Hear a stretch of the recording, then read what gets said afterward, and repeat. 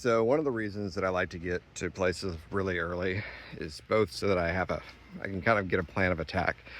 And if there's anything that happens, I forgot something at the shop, whatever, that I'm not in total panic mode, having a buffer is really going to make your life a lot easier. The other thing is if it's like a birthday party like this, the guests are going to get here and they're probably going to block me in. So I don't want to be over there, but I really want to load down this path here. So what I'm going to do is I'm going to unload and then I'm going to move over here so that when the party's over, I can still get out. I'm probably going to take that prime spot right there on the end, and that's going to save me a lot of headache later.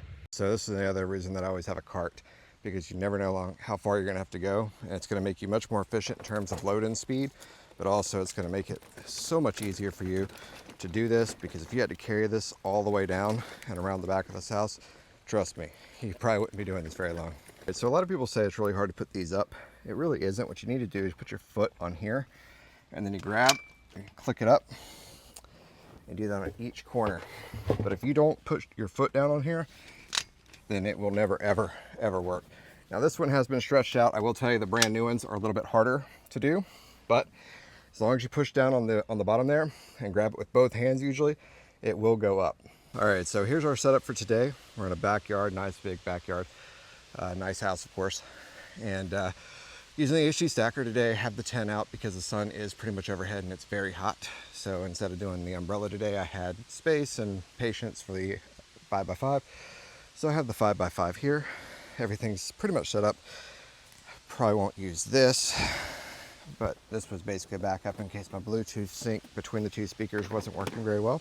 And I was actually originally going to use a subwoofer, but I'm not going to do that anyway today. Got my hearing protection, I've got a baffle, got sunscreen. Going to fill this up using the customer's hose here because it's a nice big chunky one and it's easier to do, just have one less thing to deal with at the end. Instead of going straight across the bottom of the step there where someone might accidentally hook their foot on it and fall, not seeing it, I've actually come out a little bit, so make sure you do that if you're going at the bottom of steps. And then of course always try to manage your cables and stuff as best you can. And then I've kind of got all my stuff here. You see a subwoofer there that I forgot the power cord for. No one's going to ask about it, so I don't care. I'm just going to put it over here for now and hide it away from the guests. And everything should be pretty good looking. Here so early, I'm actually going to take this speaker down and put it in the shade as well. Anything that's electronic you want to keep out of the sun.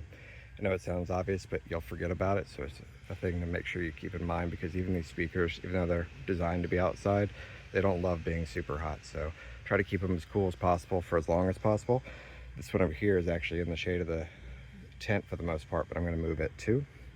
And I've already got my cell phone hooked up to this liquid cooler here that we've recommended several times, because my phone is already scorching hot and it's actually not even been in the sun for a few minutes. All right, and for the HD stacker, I'm running the sump pump here. So we've got a net bag on there to keep debris and stuff from getting pumped up and clogging the filter. That's something that you definitely need to make sure you do. We have a quick release on here. It's just a personal preference. You don't have to have it. We have an on-off valve here that allows you to kind of spray smaller bubbles if you want to and reduce the amount of water going out. It doesn't hurt the pump or anything. It's just a nice feature to have, just so you can vary things and keep yourself busy if you get bored or if you have really small kids or something like that come out. As usual, when you fill up your water barrel, one of the things you're going to want to do is make sure that it's all the way down at the bottom. If you don't do that, it's going to foam up. I haven't put solution in here yet, but if I did, it's not going to change anything. In fact, I'll go ahead and do that while I'm talking to you. How much do I put in? I mean, you get to a point where it's not exact science at all. So I'm going to put about a gallon, roughly, into this 44-gallon container. It's going to fill up, and then once the party starts, the pump will start pulling out the stuff, sucking up, spitting it out that way. And so what I'm going to do is occasionally, once it gets down to about halfway, I'll just turn this back on, push it back down to the bottom, and then it'll start refilling. It'll start to get kind of wet and floppy and not very impressive. The foam won't look very good.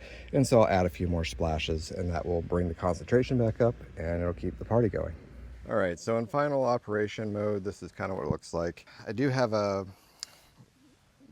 dry box there, but really it's just being used because I needed an extra power strip to run the cooler for my phone, which is over there. I'll put it on the back when we start.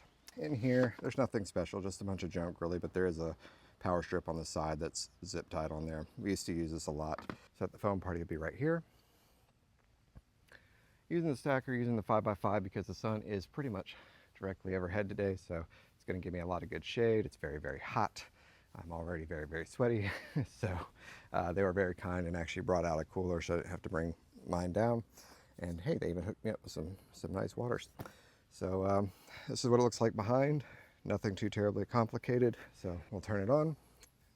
We'll plug in the pump. We'll start playing the music through the Bluetooth and we'll have a good time.